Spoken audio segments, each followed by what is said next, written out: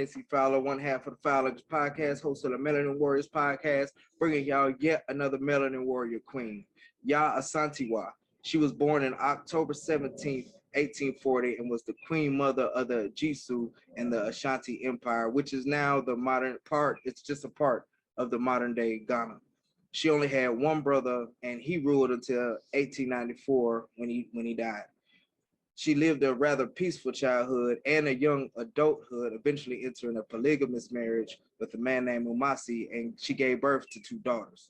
Under her brother's reign, she saw lots of things that threatened her people and her peaceful way of life, to include a civil war that lasted from 1883 until 1888. Now, following her brother's death, she used her right as Queen Mother, let me say that again, Queen Mother, sounds familiar, don't it?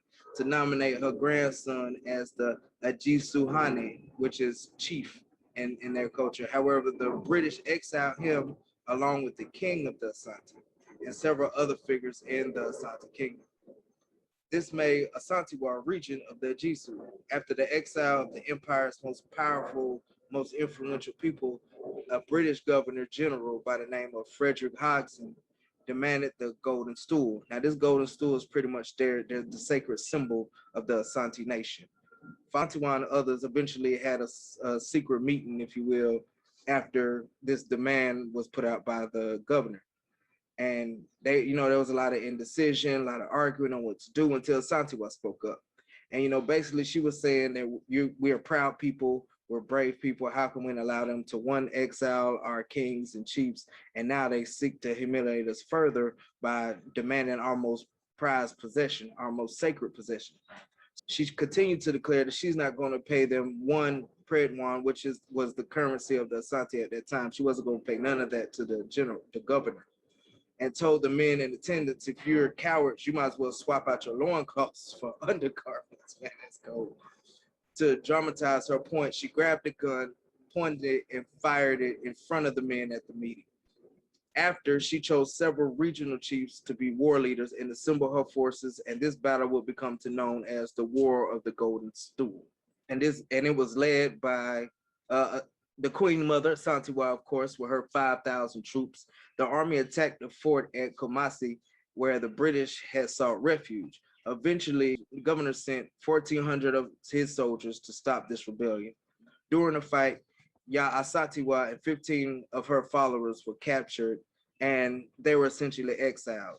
Unfortunately, in 1902, the British completely defeated the Asante army, but they held their ground for over a century. Now that's a long time to be fighting, and they put up a good fight. Can't be mad at that.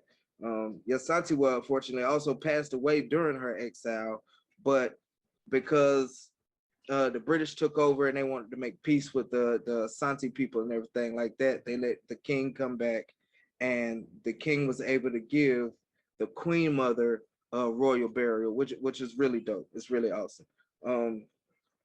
And the Queen Mother, y'all, Asantewaa, she stood her ground against her oppressors, and even though she was not victorious in this, she stood her ground when others bowed their heads. You know what I mean? So this queen, this Melanin Warrior right here, I mean, the Queen Mother, y'all, Asantewaa, she stood her ground against her oppressors, and even though she was not victorious, she still stood her ground while others chose to cower and bow their heads. And that makes her a true Melanin Warrior.